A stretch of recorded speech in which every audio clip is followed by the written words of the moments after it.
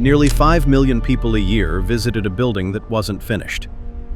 Not to see what it was, to see what it was becoming. Antoni Gaudi spent 43 years building it and died before a single tower was complete. He was struck by a tram on his way to confession. Nobody recognized him. They thought he was a beggar. The building kept going. It funded its own completion through the curiosity of the people who came to see it unfinished. There is a mechanism inside those stones. This video explains it. By the end of this, you will understand exactly how it works. There is a building in Barcelona that has been under construction for 144 years. Not abandoned, not paused, continuously, actively built for a century and a half by people who would never see it finished.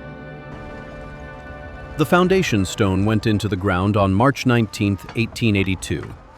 The last piece, the cross on the central tower, was lifted into place on February 20th, 2026. 144 years. And in between those two dates, nearly 5 million people a year came to see it. Not when it was finished, while it was still incomplete. That is the question this video answers. Not what the Sagrada Familia is, but how it got that kind of hold on people before it was done. To understand that, you need to understand the man who started it and what he actually believed he was doing.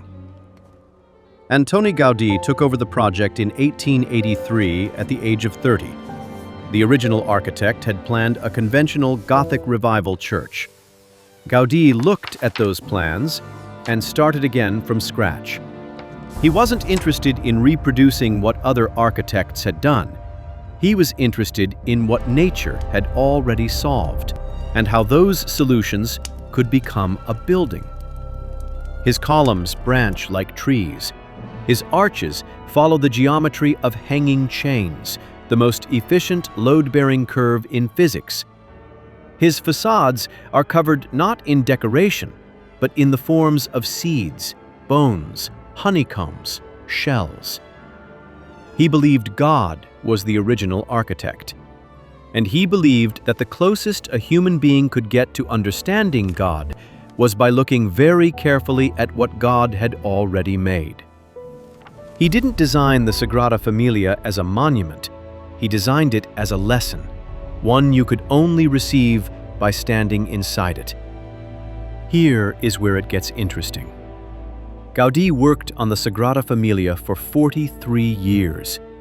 He moved into a workshop on the site. He gave up other commissions. He stopped accepting payment. By the end, he was living on the building grounds like a monk, eating almost nothing, seeing almost no one, walking each evening to confession at a church 6 blocks away.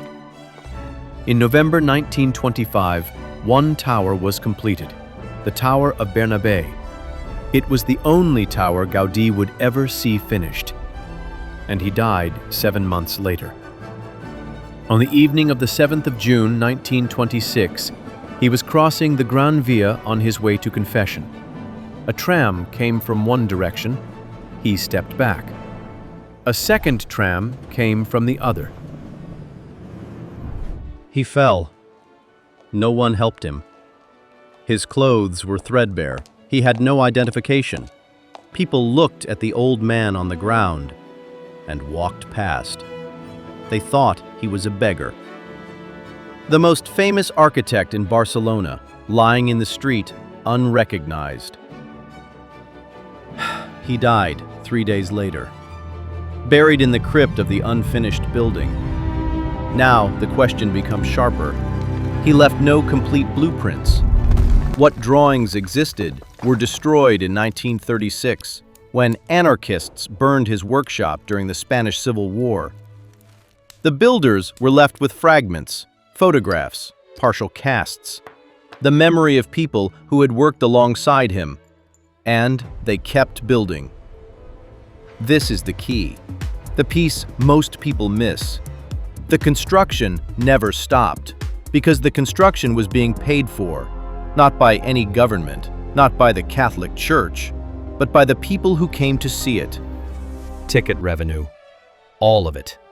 Nearly 5 million visitors a year, each one funding the next stage of the tower they came to see unfinished.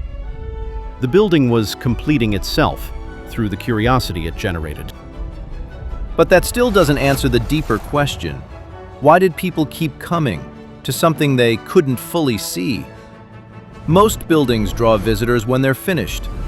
The Sagrada Familia inverted that logic entirely. People came, in their millions, precisely because it wasn't done. Because every visit was different. Because the building was visibly becoming something, and you could watch it happen. But there's a second reason, a more precise one. Gaudi designed the interior the way he designed everything else. The columns don't just hold the roof.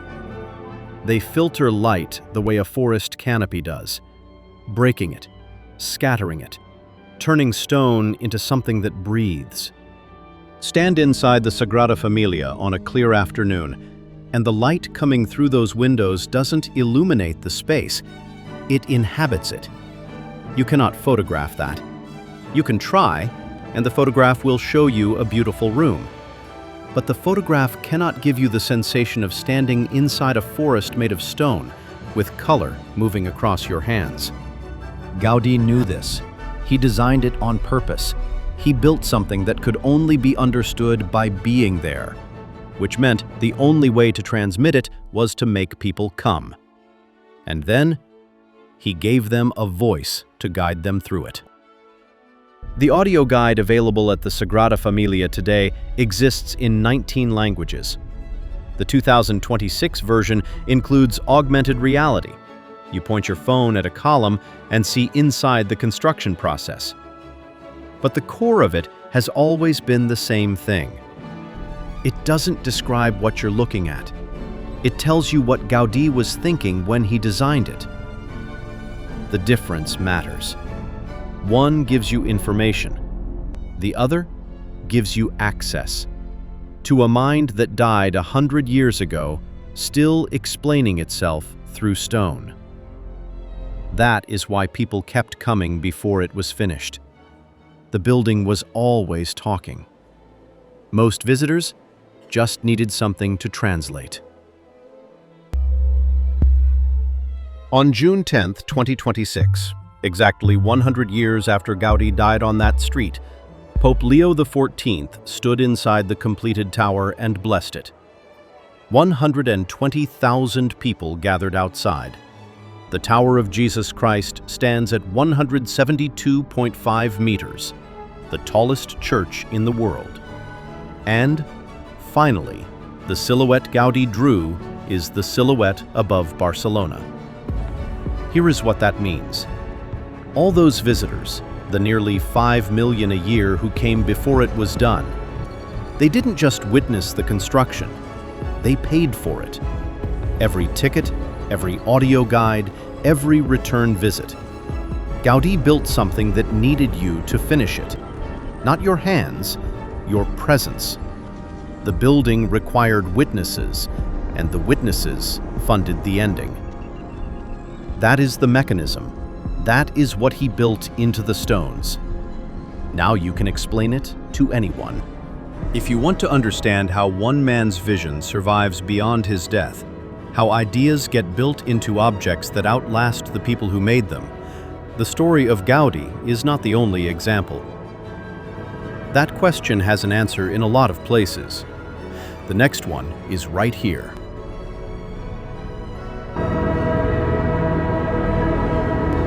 Enjoyed this journey? Follow Dailyhunt for more stories that shape the world.